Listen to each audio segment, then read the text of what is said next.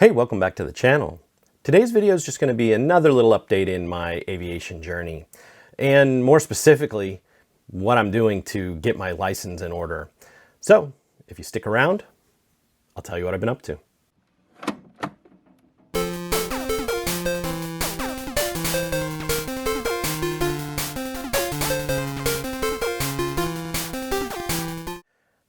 All right.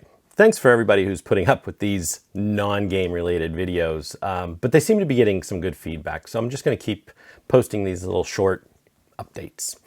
One of the big challenges I've had getting back into aviation is that I started flying back in the very early 90s, so I'm quite literally 27 years out of date. And there's a few obstacles with that. First, getting current and just finding a place that, is willing to take on somebody as myself to get me back into shape, to knock the rust off, to get sign-offs in my logbook, and to, go get a check ride.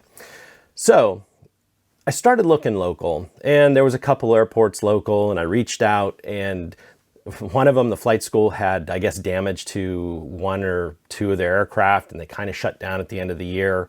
And there's a couple close that are a little bit questionable on their ethics. And then at the kind of main airport close to me, I don't even know if they have a functioning flight school. I have an indication they do, but I can't find any information on them. And if they do, it's out of one of the jet centers or one of the other places that's not necessarily focused on general aviation or small aircraft. So I guess that brings me to a point.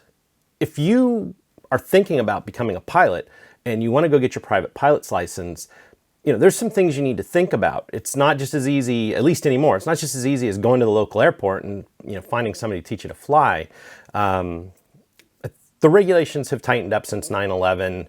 And of course, prices have gone through the roof.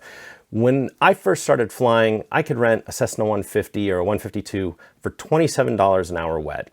And to add the instructor was only another $10. Right now, we're looking at approximately $140 to $170 to rent an aircraft, and anywhere from $40 to $60 for the instructor, just depending on their level, I guess. So it's not a cheap endeavor. If you're going with zero time and you want to become a private pilot, expect to spend $7,000 to $10,000 without even trying. And of course, fuel prices are going up every day, and so flight prices can be going up soon too. But don't let that discourage you. If you really want to fly, do it. In my case, I had a great flight instructor long ago, and he taught me a lot of things. He was a good instructor. He was patient. He let me make mistakes that obviously weren't critical mistakes, but he let me make mistakes so I could learn from them. Unfortunately, he got a job with the airlines, and the instructor that I got afterwards, we didn't see eye to eye, and it kind of ruined things for me.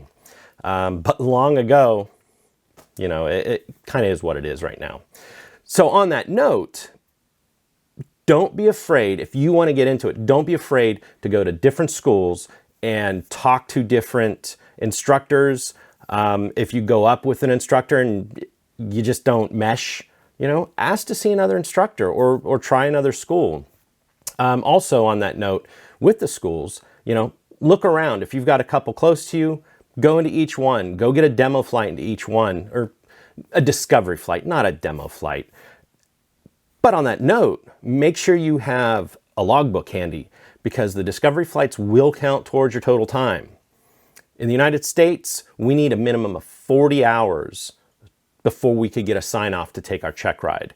Now, the reality is very few people will hit that 40-hour time mark, especially now. You should probably plan closer to 50 to 60 hours to finish your license, and that's assuming you're doing well.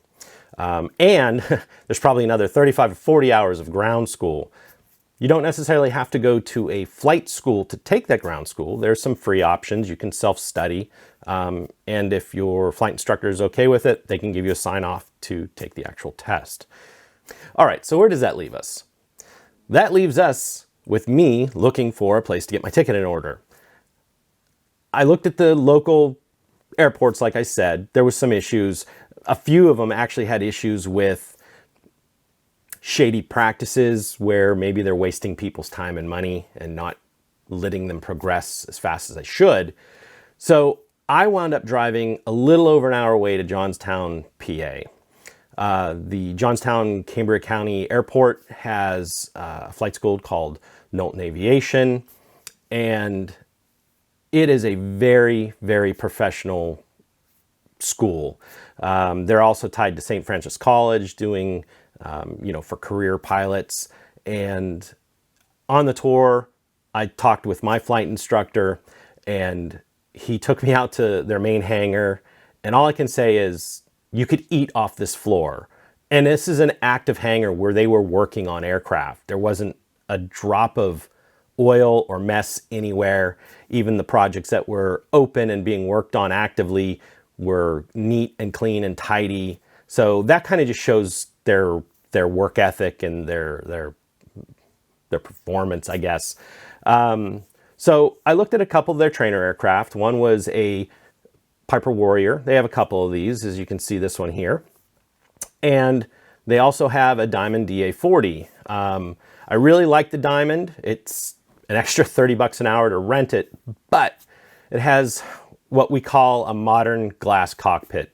It has a pair of Garmin G1000s, as I recall, and it is more in tune with what aircraft are going to be looking like here in the future.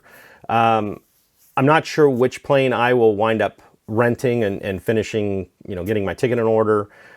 But since I am building the Sonex and it is a stick-flown aircraft opposed to a standard yoke, I am leaning toward the Diamond, just because it will give me the same feel of the plane that I'm building. So there you have it. Unfortunately, the day I went up last week, we weren't able to fly. We did have a plane scheduled to use, but it was overcast and it was raining just a little bit, and the clouds were only about 700 feet above the runway. So I have a little bit of time logged or booked this week, and I'm going to fly both the Piper and the Diamond just to get a feel for both of them, to see which one I think I want to get things accomplished in. So I appreciate everybody who's been here and who's been watching these and putting up with, like I said, the non-game videos. But if you like this content, go ahead and hit that subscribe, the thumbs up, and the bell notification so you know when new videos come out. And I'll catch you on my next video. Thanks.